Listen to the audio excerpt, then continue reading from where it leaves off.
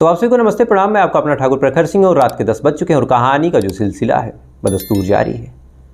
आपको याद होगा, आपने जब साक्षी मर्डर केस को सुना था या फिर देखा था उसकी वीडियो को, तो उस वीडियो को देखने के बाद ऐसे सही इस साल 2023 में हम लोगों ने 3 मर्डर के लाइव वीडियोज़ देखे और शायद ऐसा पहली बार हुआ है। पहला देखा अतीक अहमद का, दूसरा टिल्लू ताजपुरिया का और तीसरा साक्षी का। तीनों ही मर्डर केस में पैटर्न लगभग सेम था। एक चीज़ बड़ी कॉमन थी। पहला ये था कि जो मैं कत्ल करने जा रहा हूँ, यानी तीनों ही केस में जो कातिल थे उनको ये यकीन था कि मैं कत्ल कर ले जाऊँगा, और ये यकीन यहीं से था कि कोई भी बीच बचाव नहीं करेगा। यानी कत्ल करने की शुरुआत से लेके कत्ल करने के अंत तक कोई भी बीच में नहीं आएगा। और ऐसा इसलिए था क्योंकि इन तीनों ही कातिलों को, यानी तीनों ही केस में जो कातिल थे उनको पता था कि लोगों की मानसिकता, लोगों की सोच क्या है, लोग किस तरह से सोचते हैं। अगर अतीक अहमद और वो जो टिल्लू ताजपुरिया वाला केस है उसको हटा दें, चूँकि ये गैंगस्टर का मामला था, तो साक्षी वाले केस में जो साहिल था उसको शायद पूरा यकीन था कि मैं कत्ल करने जाऊंगा, कोई भी बीच बचाव नहीं करेगा, मैं इत्मीनान से कत्ल करूंगा, कत्ल करके बड़े इत्मीनान से फिर वहाँ से निकलूँगा। निकलने के बाद जब तक मैं चला नहीं जाऊँगा तब तक कोई मुझे पकड़ने की कोशिश नहीं करेगा। अब ये चीज़ें जब हम लोगों ने देखी तो हम लोगों को बड़ी हैरानी हुई कि आखिर इतना यकीन साहिल को आया कैसे, और दिल्ली में साहिल ऐसा कैसे हो सकता है जिसको इतना यकीन हो कि कोई बीच बचाव नहीं करेगा। तो शायद आज की जो कहानी है, इस कहानी को सुनने के बाद हमें यकीन हो जाएगा, आपको भी हो जाएगा कि इकलौता साहिल ही ऐसा नहीं है जिसको यकीन है कि कोई बीच बचाव करने नहीं आएगा। लगभग जितने दिल्ली में अब कातिल घूम रहे हैं, जितने लोग अभी कत्ल कर रहे हैं, कत्ल का पैटर्न और सारी चीज़ें अगर आप देखें तो शायद सबको अब यकीन है कि दिल्ली में कोई भी बीच बचाव करने नहीं आएगा। तो अब सीधा आज की कहानी का रुख करते हैं, और इस कहानी की शुरुआत होती है दिल्ली यूनिवर्सिटी के साउथ कैंपस से। दिल्ली यूनिवर्सिटी साउथ कैंपस, इसी साउथ कैंपस पे 2 अलग कॉलेजेस हैं। पहला है आर्यभट्ट कॉलेज, दूसरा है रामलाल आनंद कॉलेज। दोनों कॉलेज का सेम कैंपस, सेम गेट। इसी कॉलेज, ये दोनों जो कॉलेज हैं, यहीं पे संडे को, यानी हर Sunday school of open learning इसका कोर्स होता है। अब इस कोर्स में जितने भी छात्र होते हैं जो अलग अलग तरह की अपनी डिग्रियां ले रहे हैं, अलग अलग तरह के कोर्सेज़ कर रहे हैं, वो संडे आते हैं, अपनी क्लास को अटेंड करते हैं। इससे उनका भी फ़ायदा होता है, स्कूल का भी फ़ायदा होता है कि भीड़ कम रहती है। इसी स्कूल ऑफ ओपन लर्निंग के तहत एक लड़का था जिसका नाम था निखिल चौहान। 19 साल का निखिल चौहान इसी स्कूल ऑफ ओपन लर्निंग के तहत BA ऑनर्स का कोर्स कर रहा था पॉलिटिकल साइंस से। 19 साल का बेहद होनहार छात्र। बेसिकली ये रहने वाला था पश्चिम बिहार इलाके का। पश्चिम बिहार इलाके में जो ब्लॉक B है वहीं पे इसका मकान था। टोटल ये 3 भाई, एक भाई इससे बड़ा, एक भाई ये छोटा, बीच में ये इसके पिता जो संजय चौहान थे। वहीं पे थोड़ी दूर पे एक दुकान लगाते हैं। ये दुकान पे ब्रेड, चीज़, यही सारी चीज़ें रखते हैं। और इसी दुकान से जो संजय चौहान है, दिल्ली जैसे शहर में अपने 3 बच्चों का, अपनी पत्नी का एक तरह से भरण पोषण कर रहे थे। पैसे कम थे लेकिन परिवार में खुशी थी, और खुशी होने की वजह भी थी क्योंकि जो निखिल चौहान था, भले ही अभी 19 साल का था, लेकिन इसकी पर्सनालिटी, इसकी खूबसूरती इतनी अच्छी थी। इसी पर्सनालिटी, इसी खूबसूरती की वजह से अलग अलग चीज़ों में, अलग अलग एल्बम्स में, मॉडलिंग में इसको काम मिलता रहा। 3 अलग अलग गानों में इसने एक्टिंग की। एक गाना भी रिलीज़ होने वाला है, खब्बी सीट, उसमें भी इसने काम किया। मुंबई से भी इसको कॉल आया। अलग अलग मैगजीन्स में, अलग अलग मॉडलिंग में इसने अपने फ़ोटोग्राफ्स भेजे, वहाँ भी ये सिलेक्ट हुआ।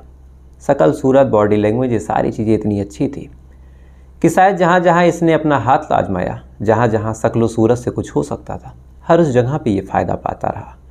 परिवार वालों को भी उम्मीद थी कि शायद जो निखिल है अपनी शक्ल सूरत, अपनी एक्टिंग, अपनी अदाकारी के दम पे पढ़ाई में अगर कुछ नहीं कर पाएगा तो कम से कम एक्टिंग के क्षेत्र में इसका करियर बन जाएगा। इसी वजह से परिवार में जो मुखिया थे संजय चौहान, वो भी खुश थे। दोनों भाई भी खुश थे, माँ भी खुश थी। अलग अलग जगहों पे अक्सर जाता, वहाँ पे मॉडलिंग करता, अपना करियर, अपनी चीज़ों पे ये ध्यान देता। यूट्यूब पे भी इसके कुछ गाने रिलीज़ हुए, सारी चीज़ें बिल्कुल ठीक ठाक। लेकिन इसी बीच एक तारीख आती है। तारीख थी 18 जून साल 2023, यानी कल 18 जून साल 2023 को दिल्ली पुलिस को एक पीसीआर कॉल आती है। पीसीआर कॉल आती है जो एक हॉस्पिटल है, चरक पारिका हॉस्पिटल, यहीं से पीसीआर कॉल थी। वक्त था लगभग 1 बजे दोपहर का। 1 बजे दोपहर को वो दिल्ली पुलिस के पास पीसीआर कॉल करने वाला जो हॉस्पिटल का मेंबर था वो बोलता है कि सर यहाँ पे केस आया हुआ है। अब पुलिस वाले पूछते हैं कि कौन सा केस है, तो उस पर बताता है कि एक स्टैबिंग केस है।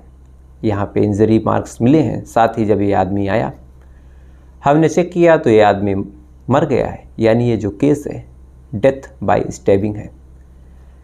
डेथ भी कहना गलत होगा, मर्डर बाय स्टैबिंग है, और ये पुलिस केस है, इसलिए हम आपको फ़ोन कर रहे हैं। अब जैसे ही पुलिस के पास ये फ़ोन आता है तो जो डीसीपी थे मनोज सिंह, वो फ़ौरन अपनी गाड़ी उठाते हैं, आसपास के जो उनके साथ के लोग थे उनको उठाते हैं, यानी पुलिस वाले। उठाने के बाद हॉस्पिटल पहुंचते हैं। पहुंचने के बाद लड़के को देखते हैं तो ये जो लड़का था यही निखिल चौहान था। अब एक 19 साल का लड़का, उसके बाद उसको चाकू मारा गया। हॉस्पिटल वाले से पूछते हैं कि भैया इसको कौन लेके आया। हॉस्पिटल वाले बताते हैं कि ये लोग थे जो इसको लेके हॉस्पिटल आए। फिर उनसे जब पूछताछ की गई तो फिर उन्होंने एक कहानी बताई। उसके बाद फिर पुलिस वालों ने जांच पड़ताल की। जांच पड़ताल करने के बाद फिर आसपास के लोगों से भी पूछताछ किया। तो इस चीज़ में, यानी ये जो मर्डर हुआ था निखिल चौहान का, इसमें टोटल 2 या 3 कहानियाँ कायदे से अभी तक निकल के सामने आई। पहली कहानी जो पुलिस और आसपास के लोगों का कहना है, उस कहानी के हिसाब से जो निखिल चौहान था बाकी दिनों में अपने कैरियर पे ध्यान देता। संडे को ये क्लास करने आता। क्लास के दौरान इसकी दूसरे कॉलेज की गर्लफ्रेंड भी बनती है। अब अक्सर ऐसा होता है कि संडे को जब क्लास करने आता तो इसकी जो गर्लफ्रेंड थी उसकी छुट्टी होती, और संडे को ही ये फ्री रहता तो इसकी गर्लफ्रेंड इससे मिलने इसी जो कैंपस था, दिल्ली यूनिवर्सिटी का जो साउथ कैंपस था, उसी साउथ कैंपस में जो आर्यभट्ट कॉलेज का गेट है वहीं पे अक्सर ही वो लड़की आती। आने के बाद इससे मिलती, मिलने के बाद ये दोनों थोड़ा बहुत एक दूसरे के साथ वक्त गुजारते। वक्त बिताने के बाद लड़की भी अपने घर चली जाती, जो निखिल है वो भी अपने घर चला जाता। लगभग कई संडे तक ये चीज़ें चलती रही। लेकिन इसी दौरान जब वो लड़की आती है तो लड़की भी देखने में बेहद खूबसूरत थी। अब लड़की खूबसूरत थी तो कई लड़के ऐसे थे जो उस लड़की को देखते, उस लड़की को फॉलो करते, उससे बातचीत करने की कोशिश करते। कई बार ऐसा हुआ कि जब पता चला कि वो लड़की जो है निखिल की गर्लफ्रेंड है तो बाकी लड़के तो मान गए, लेकिन कई लड़के ऐसे थे जो ये चीज़ देखने के बाद, इतनी खूबसूरत लड़की निखिल की गर्लफ्रेंड, तो आपस में वो जलभुन भी रहे थे। और इन्हीं में से 2 लड़के थे। पहला था राहुल और दूसरा था यश। राहुल और यश ये भी वैसे ही लड़के थे जो इस लड़की को चाहते थे, उसे पसंद करते थे, उसे गर्लफ्रेंड बनाना चाहते थे। लेकिन उनकी आंखों की जो किरकिरी थी वो निखिल था, और कहीं ना कहीं निखिल उसका बॉयफ्रेंड था और वो निखिल की गर्लफ्रेंड थी। इस वजह से इन दोनों के मन में खुन्नस भी थी। अब खुन्नस की वजह से कई बार ऐसा होता है कि ये उस लड़की पे कमेंट्स पास करते, कई बार ऐसा होता है कि उससे बात करने की कोशिश करते, नंबर वगैरह एक्सचेंज करने की कोशिश करते। अब शुरुआत में इन लोगों ने इग्नोर किया, चाहे वो निखिल हो चाहे वो लड़की हो।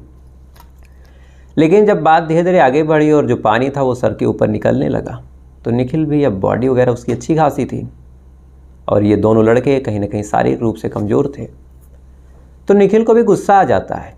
और इसी बात को लेके 11 जून यानी पिछले संडे को इन दोनों पार्टियों में, यानी निखिल और उसकी गर्लफ्रेंड और राहुल और यश, इन दोनों में झगड़ा हो जाता है। अब झगड़ा इसलिए होता है चूँकि जो यश था वो और राहुल, वो निखिल की गर्लफ्रेंड से बार बार बात करने की कोशिश कर रहा था, छेड़ रहा था, कमेंट पास कर रहा था। अब थोड़े टाइम तक तो उस लड़के ने इग्नोर किया, लेकिन इग्नोर करने के बाद जब वो दोनों लोग नहीं मानते हैं तो फिर ये जो लड़की थी इन दोनों के ऊपर भड़क जाती है। भड़कने के बाद फिर निखिल भी आ जाता है, 1-2 लोग और इकट्ठा हो जाते हैं। अब जैसे ये दोनों लोग देखते हैं कि मेरी बेइज्जती हो रही, तो फ़ौरन इन दोनों में से किसी एक ने, शायद यश ने, निखिल की गर्लफ्रेंड को थप्पड़ मार दिया। अब भरे कैंपस में एक लड़की को थप्पड़ मारना अपने आप में बहुत बड़ी बात थी। तो फिर निखिल का भी गुस्सा फूटता है और इस गुस्से की वजह से निखिल इन दोनों से हाथापाई करने लगता है और कथित तौर पे इन दोनों की पिटाई भी कर देता है। अब पहले तो लड़की ने बेइज्जती की, उसके बाद इन्होंने लड़की को थप्पड़ मारा, उसके बाद उसके बॉयफ्रेंड ने पिटाई कर दी। तो तीनों ही सूरत हाल में अब इन दोनों लड़कों की काफ़ी बेइज्जती हुई। बेइज्जती होने की वजह से अब ये दोनों वहाँ से मुँह छुपा के भागते हैं। भागने के बाद ये दोनों चले जाते हैं। उसके बाद कोई मतलब नहीं था, निखिल भी अपने घर चला जाता, वो लड़की भी अपने घर।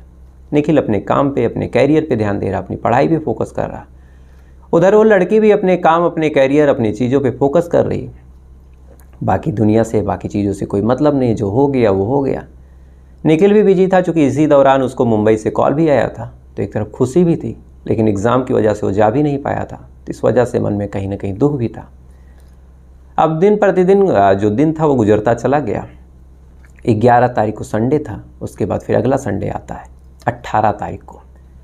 18 तारीख को हर बार की तरह निखिल अपने कॉलेज पहुंचता है। पहुंचने के बाद अपनी क्लासेस अटेंड करता है। अटेंड करने के बाद हर बार की तरह उसकी गर्लफ्रेंड जो थी इसी गेट के बाहर इंतज़ार कर रही थी। इंतज़ार करने के साथ साथ अब घड़ी पे नज़रें दोनों ही पक्षों की जमी हुई है। जैसे ही 12 बजते हैं, छुट्टी होती है। छुट्टी होने के बाद निखिल अपने कैंपस से बाहर आता है। आने के बाद उसकी गर्लफ्रेंड उसका इंतज़ार कर रही थी। लगभग 12:15 पे ये दोनों ही लोग, जो आर्यभट्ट कॉलेज का गेट है उस पर निखिल और उसकी गर्लफ्रेंड मिलते हैं। अब जैसे ये दोनों लोग मिलते हैं, इससे पहले कि बातचीत शुरू हो, इससे पहले कि कुछ ये लोग करें, एक दूसरे से हाथ मिलाएं, एक दूसरे से गले मिले।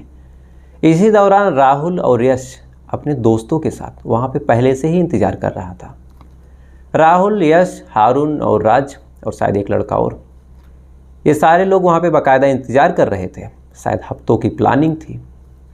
इसके बाद अब निखिल और वो लड़की, इससे पहले कि कुछ समझ पाते, ये चारों लोग उसके ऊपर हमला करते हैं। हमला करने के बाद आप सोच के देखिए कि कॉलेज का कैंपस है, तो ऐसा नहीं था कि अकेले निखिल की छुट्टी हुई होगी, और भी लड़के वहाँ रहे होंगे। लेकिन लोगों को यकीन था कि कोई भी बीच बचाव करने नहीं आएगा, और इसी यकीन के साथ ये चारों लोग पहले तो निखिल की पिटाई करते हैं। पिटाई करने ही के दौरान इन्हीं में से कोई एक छात्र था, जिसका नाम अभी तक क्लियर नहीं है कि कौन था। वो अपने जेब से चाकू निकालता है और निखिल के सीने पे चाकुओं से ताबड़तोड़ वार करता है। अब चाकुओं से ताबड़तोड़ वार करने के बाद वहाँ से ये सारे लोग निखिल को छोड़ के भागते हैं। भागने के बाद अब गर्लफ्रेंड शोर मचाती है, आसपास के लोग इकट्ठा होते हैं। निखिल को हॉस्पिटल लेके जाया जाता है, वहाँ पे चेकअप होती है। उसके बाद फिर निखिल को मृत करार दे दिया जाता है। इसके बाद फिर पुलिस अब आती है, जो कैंपस पे कैमरा लगा हुआ था उसको चेक करती है। कैमरा चेक करने के दौरान इन चारों लड़कों की फ़ोटोज़, तस्वीरें मिलती हैं। राहुल, यश, हारून और राज, इन चारों की डिटेल निकाली जाती है। उसके बाद फिर गिरफ्तारी की प्रक्रिया शुरू होती है, और सबसे पहले राहुल, जो कि बिंदापुर का रहने वाला था, उसको गिरफ्तार किया जाता है। और दूसरा लड़का जो हारून था, वो पढ़ता लिखता नहीं था, वो कॉलेज से ड्रॉप आउट लिया हुआ था, एक फैक्ट्री में काम करता था, और इसके जो पिता थे वो पेंटर थे। इसको भी गिरफ्तार किया जाता है। गिरफ्तार करने के बाद पूछताछ की जा रही है, लेकिन पूछताछ में अभी तक ये लोग कभी कुछ बोल रहे हैं, कभी कुछ बोल रहे हैं। अभी ये तो रही पुलिस की कहानी, लेकिन इसी दौरान पिता ने भी कुछ बड़ी गंभीर बातें बोली। पिता ने कहा कि जो झगड़ा हुआ था वो मेरे लड़के से नहीं, किसी बंटी नाम के लड़के से हुआ था, और जो मेरा बेटा था वो तो एक हफ्ते पहले बीच बचाव करने गया। अब हो सकता है कि पिता को ना पता हो कि उसकी बेटी की कोई गर्लफ्रेंड हो। पिता ने इधर उधर की बातें बोल दी हो। दूसरी बात बोली कि समझौता हो गया था, दोनों ही पक्षों में एक तरह से कॉम्प्रोमाइज़ हो गया था। उसके बाद भी निखिल को धोखे से मारा गया। तीसरी बात और सबसे गंभीर बात जो पिता ने बोली कि उसके बेटे की लाश के बारे में जब खबर मिली, उसके बाद फिर उनको कहा गया, जो संजय चौहान थे, कि आप आइए, आप पुलिस वालों से बात कीजिए, आप कंप्लेन दर्ज करवाइए। उसके बाद जब ये पहुंचते हैं तो इनको पुलिस वालों के जो आला दर्जे के ऑफिसर थे उनसे मिलने नहीं दिया गया, इनको गेट पे ही रोक दिया गया। और इन्हें अभी तक इस बात की भी इत्तला या फिर इस बात की जानकारी नहीं दी गई कि किसी को गिरफ्तार किया गया या फिर इस मामले में हुआ क्या। और साथ ही जो निखिल की मां है, उन्होंने जो आरोप लगाए, उसके हिसाब से चारों आरोपियों में से कई ऐसे हैं जो पुलिस वालों के बच्चे हैं। इस वजह से इस मामले को दबा दिया जाएगा और उन्हें इंसाफ नहीं मिलेगा। तो आप सोच के देखिए कि एक बाप, और एक वीडियो मैंने देखा जिसमें उनके पिता बेचारे बहुत रो रहे थे, NI पे वो वीडियो अपलोड है। तो बड़ा ताजुब भी लगता है कि दिन दहाड़ इस तरह से लोगों के अंदर ये जिगरा है कि आते हैं, कत्ल करते हैं। बाप बेचारा रो रहा है, कोई इंसाफ नहीं, कोई कुछ और नहीं। अगर हम लोग इस तरह से बातों को उठाएंगे तो हो सकता है कि इंसाफ मिल जाए, नहीं तो अगर सच में किसी बड़े घर का कोई बेटा होगा तो उसकी आड़ में बाकी 3-4 लोग और जो हैं वो भी बच जाएंगे, और पूरा मामला जो है ठंडे बस्ते में चला जाएगा, और शायद ही कुछ हो। तो फिलहाल ये थी पूरी कहानी। इस टाइम बड़ी चर्चा में है ये कहानी। लगभग जितनी चीज़ें मुझे पता थी और अभी तक जो चीज़ें निकल के सामने आई उसके हिसाब से कहानी यही है। हो सकता है कि बाद में जब चारों आरोपी गिरफ्तार हों तो कुछ थोड़ा बहुत चेंज हो, लेकिन लगभग चीज़ें यही थी। तो फिलहाल ये थी पूरी कहानी। बातें हैं कल के सवाल पे, और कल का मेरा सवाल था कि इनमें से कौन सी ऐसी अभिनेत्री है जिसने एक ओलंपिक पदक विजेता की एक्टिंग की है, मानिए उसके किरदार के रूप में काम किया है। मैंने 4 ऑप्शन भी दिए थे। पहला ऑप्शन था अनुष्का शर्मा, दूसरा ऑप्शन था करीना कपूर, तीसरा था प्रियंका और चौथा था तापसी पन्नू। तो इस सवाल का जो सही जवाब है वो है प्रियंका चोपड़ा। दरअसल प्रियंका चोपड़ा की एक फिल्म आई थी मैरी कॉम, जिसमें प्रियंका चोपड़ा ने मैरी कॉम जो कि एक ओलंपिक पदक विजेता हैं उनके किरदार को बहुत बखूबी निभाया था। बहुत अच्छी अदाकार मानी गई थी उस फिल्म की वजह से। तो जिन लोगों ने सही जवाब दिया उन लोगों को दिल से शुभकामनाएं, और ऐसे ही आप अपना ज्ञान बढ़ाइए, हम सबका ज्ञान बढ़ाइए। कम से कम इसी बहाने आपकी भी चीज़ें रिकॉल हो जाती हैं, हम लोगों का भी ज्ञानवर्धन हो जाता है। तो ऐसे ही आप लोगों का प्यार बना रहे। अब आते हैं आज के सवाल पे, और आज का मेरा सवाल है कि जो विक्टोरिया मेमोरियल है वो किसकी याद में बनाया गया है। विक्टोरिया मेमोरियल एक बिल्डिंग है, ये किसकी याद में बनाया गया है। इसमें 4 ऑप्शन हैं। पहला ऑप्शन है एक नन, यानी किसी नन की याद में बनाया गया। दूसरा ऑप्शन है एक रानी या फिर किसी रानी की याद में बनाया गया। तीसरा ऑप्शन है एक राष्ट्रपति। चौथा ऑप्शन है एक प्रधानमंत्री।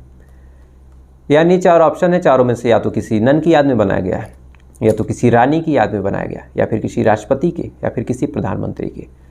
तो विक्टोरिया मेमोरियल किसकी याद में बनाया गया, अगर आपको पता हो तो कमेंट करके बताइएगा। साथ ही आज की घटना पे आपकी क्या राय है इसको भी ज़रूर रखिएगा। और ऐसी ही वीडियो को सुनने के लिए, ऐसी कहानियों को जानने के लिए, ऐसी फैक्ट्स, ऐसे क्वेश्चन आंसर, इन सब को जानने के लिए वीडियो को बस लाइक करके, चैनल को सब्सक्राइब करके अपना प्यार दीजिएगा। तो आपसे कल फिर मुलाकात होगी किसी दूसरी कहानी के साथ। तब तक अच्छे रहिए, खुश रहिए, अपना ख्याल रखिए, अपने देश का ख्याल रखिए। जय हिंद, वंदे मातरम।